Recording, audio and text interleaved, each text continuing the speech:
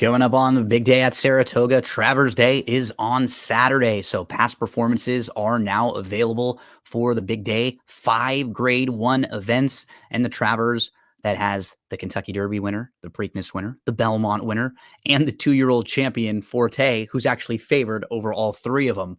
I actually went over the 5 graded stakes races earlier and recorded a preview of all 5 of those races with my friend Barry Spears. If you need a little help getting through the Travers card and seeing if you can find some value in some of those races, you want to check that out. It's right on Twitter over at It's Me Gino B.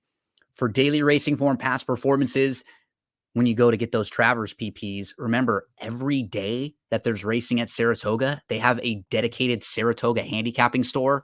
Past performances, DRF picks, clocker reports, and betting strategies on Saturdays with Mike Beer and David Aragona giving you analysis, selections, and then individual race wagers. And they also give you like pick fives, I believe, and multi-race exotics too. So all the help that you need on the big days. Let's talk about Friday. Let's see if we can make a little money on Friday. I'm going to just go through this quickly because I don't know what the weather is going to be like over the next few days. And I've had to kind of back off on Saratoga a little this meet because of that. So many times we looked at races or we were hoping races would stay on the turf and they didn't. So fingers crossed. Let's just talk about a couple races, see if we can build the bankroll for the big Saturday, Travers Day. I'm going to look at races 7, 8, and 10. And in the 7th race, it's an optional non-winners of 2, 62,000, 6 furlongs on the dirt. I'm going to go to the outside. Shout out to my buddy Norm Cassie. I had the privilege of hanging out way back when I was working at TVG, when Norm was still training with his dad. I'd see Norm sometimes, and I'd go on trips for TVG sometimes, and I was one of the young guys, and he was still coming up, and it was fun to talk with him. And he's had just a fantastic meet so far. This is the type of horse I like playing. I think she fits really well. Like I everything makes sense to me with her. This was a nice filly, and she just had a gap of 13 months from June of 2022 to July of this year. So she shows back up in July, and then the race is on a sloppy track and on an off track. She shows speed, but she packs it in, she backs up, and a lot of times the margins get bigger on an off track if you're just not getting over the ground quite as well. That was her first start back off the long layoff. She showed that speed that she has, but she can also sit and pass horses. And that's why I like this outside draw. Second start back off the long layoff. She's had plenty of time to recover now, about a month back. On the 1s and 2s to the outside. She's 5-1 on the morning line. If we can get anything 7-2 or above, I think that's a fair price on the number 8. Let's move along to the 8th race right next door. This is a 1 3/8 race, and immediately when I see a lot of these races in New York in particular, I want to try to find where's the speed coming from. Who's getting to the lead? I think it's the 3.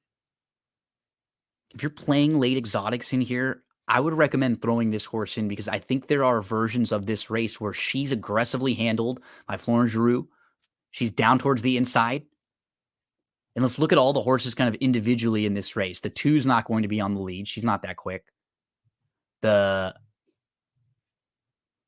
1 Avenue Neal, this horse made a big move all the way up to sit just behind the leaders and then move through to lead and had the lead turning for home before tiring. I do think she's honest, and I think she fits, and she's probably the horse to beat in here. But how do we beat horses like this? Somebody showing some early speed. The 4's not all that fast, out of sight. This could be one of the speed horses. This could be a horse who's aggressively handled, and I think should be aggressively handled and asked for speed. Sweet Duchess, see, I don't think she's that fast. Like, she's more of a tracker. She got the lead last time out. They weren't really going that fast. Modern Love, and going through the field, Lullaby Land. I'd really like to see any port ask for speed. And even if not, maybe just able to sit really close. This is going to be a lot farther than we've seen her go before. But she's in pretty nice form right now. I think she just had to get down to the lower levels and then work her way back up. Remember, for every horse, it's not linear. It's not always a straight line to success or to figuring out where you are, where you belong. Is she as classy as some of the others in here? I don't think so. But can she get a trip? Even just sit something like she did right there on January the 4th at Tampa, where she's sitting third, a couple lengths off, makes an early move to the lead. Any port, 12 to 1 on the morning line. Anything around 8 or above, I'd be fine with. 3, 1. I mean, if I'm playing some of multi-exotics or exotics and tries and stuff, I would include the 6 at least underneath, because I think this is a horse who's got some versatility and should probably be in a good spot here. Last thought on the Friday card. Well, the 9th race is the personal ensign. You've got Clairiere and Nest. You know, if those two worry about each other a little bit too much, Nest and Clairiere, maybe Nest tries to sit a little. The one Idiomatic is no slouch. I just don't know if she's going to be offering enough value to play her in here.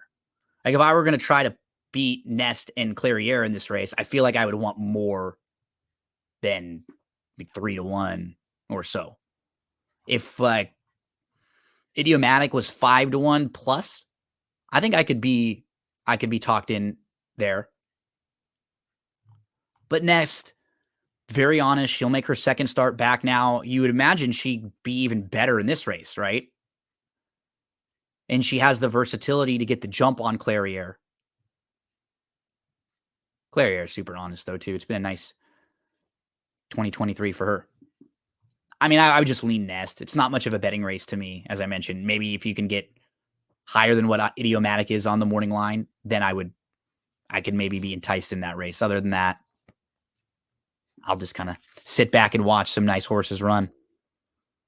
Let's go to the last race. I want to watch a replay on this one on the Riviere. So the debut race was 6 furlongs on the turf against maiden special weights. So very similar to this, similar type circumstances. We're going to be watching the number 11.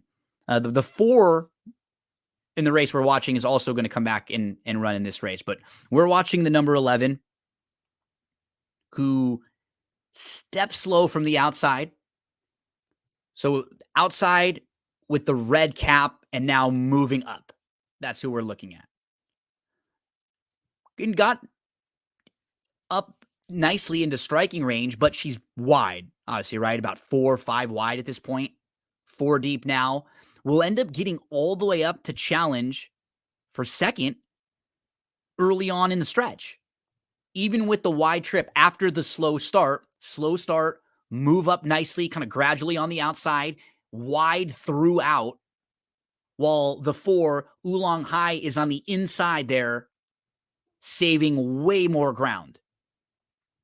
Here comes Riviere with that 4 wide bid up to challenge. Again, I just kind of keep waiting for the horse to tire and back up, but I thought she ran well. She tries. Other horses are going to have a little more momentum and they're going to be able to pass her, but she's not far out of second in this race. And even late, she's kind of in between horses here. Things get a little bit tight. I feel like she might have passed the 4 if things didn't get tight there. Her dam was a winner on the turf. She also has a winning turf sibling, so she's bred to be solid on the grass. She ran well on the grass, and then we just eliminate that last start. They took it off the turf. It's been a great meet for Weaver. He's fantastic with these young horses, in particular the turf sprinters we've seen him have great success with. 5 to 1 on the morning line. 3 was my value line. So I'm looking for 7 to 2 and above to make a win wager there. Look at a couple plays for me on Friday over at Saratoga. Remember, Travers Day past performances now available. You can get them at drf.com, and that's Saratoga handicapping store, available every racing day at drf.com.